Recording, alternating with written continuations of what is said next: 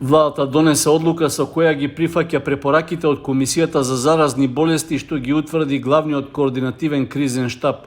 Според препораките, укинато е задолжителното носење заштитни маски во затворен простор со исклучок на здравствените установи, јавниот превоз, аптеките и домовите за возрастни лица и лица со попреченост.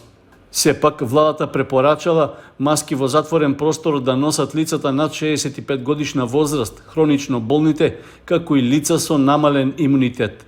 Согласно препораките, укината е обврската за задолжително носење маски за време на физичка настава во средните училишта, како и забраната за организирање екскурзии и настава во природа. Меѓу мерките што се укинуваат и онаа за задолжителна изолација на лица кои имале блиски контакти со случаи позитивни на COVID-19. За нив останува мерката за носење заштитна маска во затворен простор во период од 7 дена од последниот контакт со лице кај кое имало потврдено присуство на COVID-19. Министерот за здравство Беким Сали пак истакна дека не може да се каже кога точно ќе се укинат сите мерки за заштита, со оглед што коронавирусот се уште е присутен. Може ли конечно короната да ја прогласиме за умрена? За жал, се уште не можеме да ја прогласиме за умрена. Не знам комисијата што ќе одлучи денеска. Временски не можеме да прецизираме кога би можеле, меѓутоа ние работиме, како што знаете, веќе ние работиме секојдневно, ги добиваме информациите и ја третираме таа тема, кога би било ослободување оваа мерка, па таа мерка, и постојано доколку вие следите нашите постапки ги следите, постојано секоја недела нешто олабавуваме со тоа што во меѓувреме анализираме дали сме постапиле правилно. Комисијата за заразни болести препорачала да се укине задолжителното поседување сертификат за вакцинација или пак за прележаност на COVID-19 за сите патници кои ќе влегуваат на граничните премини во државата. Овие потврди ќе останат да важат за влез во угостителски објекти. За оваа обврска при влез во ресторани и барови не е препорачено да биде укината затоа што Комисијата за заразни болести оценила дека не е добро да се укине се одеднаш, туку постепено. Лиценцираните автотакси превозници доставија писмено барање до Советот на општина Кочани, со кое очекуваат согласност за промена на цените на нивните услуги и начинот на досегашното работење.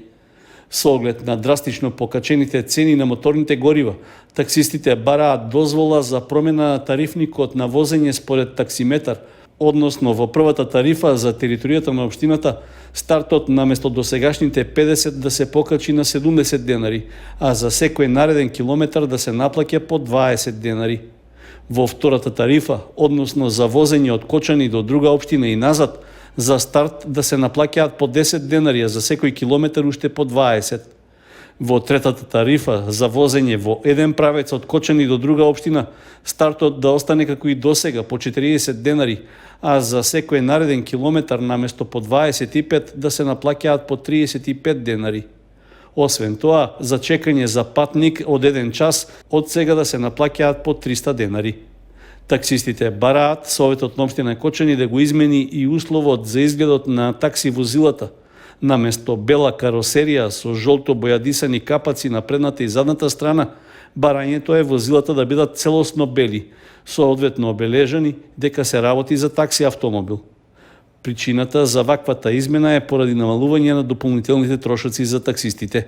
Третото барање е да се прошири паркинг просторот за такси возилата на крстосницата од улицата Македонска и булеварот Тодосија Пунов на влезот во населбата Усова Чешма.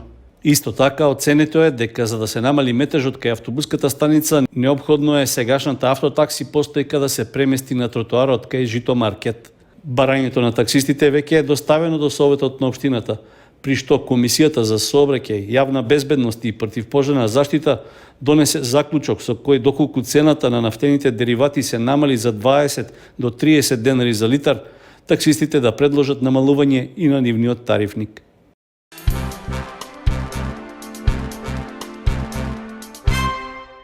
Локалната самоуправа на Кочани склучи нов договор со превозникот Тасим компанија од Оризари, која во наредните 24 месеци ќе треба да го обезбедува градскиот превоз на патници.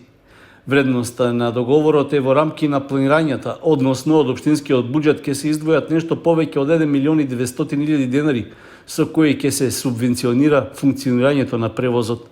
Согласност за тоа претходно даде општинскиот совет, со што локалната самоуправа учествува со 50% во цената на билетот, односно на секои 10 денари што ќе ги плаќа патникот, таа на превозникот ќе му доплаќа уште толку.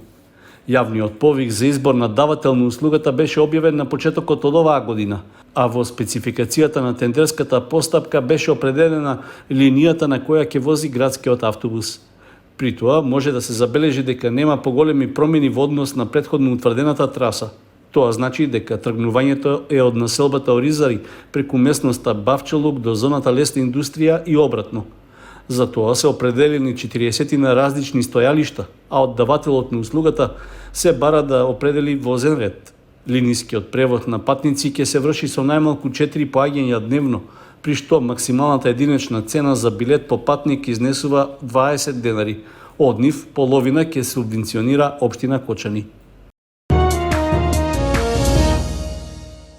Една година по осветувањето на темелите продолжува изградбата на православниот храм Свети Спас во селото Бели. Објектот што се гради врз основа на поранешниот верски објект, што беше срушен поради оштетувањата и дотраеноста, веќе е во фаза на напредна карабина, при што е стигнато до кровната конструкција. Иако се најавуваше дека надворешниот изглед на новиот објект ќе биде сличен на претходниот, сепак видливо е дека станува збор за сосема поинаква и естетски поубава фасада, работена во комбинација на камен и тула. Во моментот течат градежните работи на изградбата на купола на кровната конструкција, со што, освен естетиката, ќе се подобри и функционалноста, односно осветлувањето во внатрешноста на објектот. Пред почетокот на реконструкцијата, односно изградбата на црквата, проценките на црковниот одбор од Бели беа дека објектот ќе чини околу 120.000 евра. Дел од нив веќе се обезбедени во изминатиот едногодишен период и видливо е дека објектот напредува според планираната динамика, велат од одборот. При тоа ги повикаа сегашните и поранешни жители на Бели, како и други граѓани, да помогнат со своји донации. Ние како црковен одбор сме многу задоволни, градежите работи се во тек. Со почнувањето на проекта почнува месторите пак да работат, останало уште кровната конструкција и куполата. Се надеваме дека до крајот на оваа година ќе покриеме, односно ќе комплетираме карабината. Ги замолуваме сите тие што се чувствуваат како белани, ги имаме многу на број, особено во Белското мало и така и во странските земји, кои можат нека дојдат да донираат, за да направиме што можеме поскоро, за да можеме да се изслужиме во неја. Фасадата е многу убава со камен и цигла, некој постар стил. Ја избравме, мислам дека ќе биде една од најубавите во Источна Македонија. Секој што видел досега само убави зборови кажал. Значи, тоа е нешто прекрасно. И се надеваме пред сега, ако имаме средства доволно, да ја покриеме, да ја затвориме и да спремаме за понатаму, за внатрешните работи, активности. Благослов за изградбата на новиот објект на црквата Свети Спас во Бели беше добиен од Брегалничката епархија, а на осветувањето на темелите присуствуваше митрополитот Брегалнички Иларион. Пред почетокот на изградбата, црковниот одбор од Бели донесе одлука секое домаќинство да учествува со сопствена донација на годишно ниво, се додека се одвиваат градежните работи. Исто така, финансиска поддршка е побарана и од иселениците во диаспората, како и во другите места во државата, но и од локалниот бизнис сектор.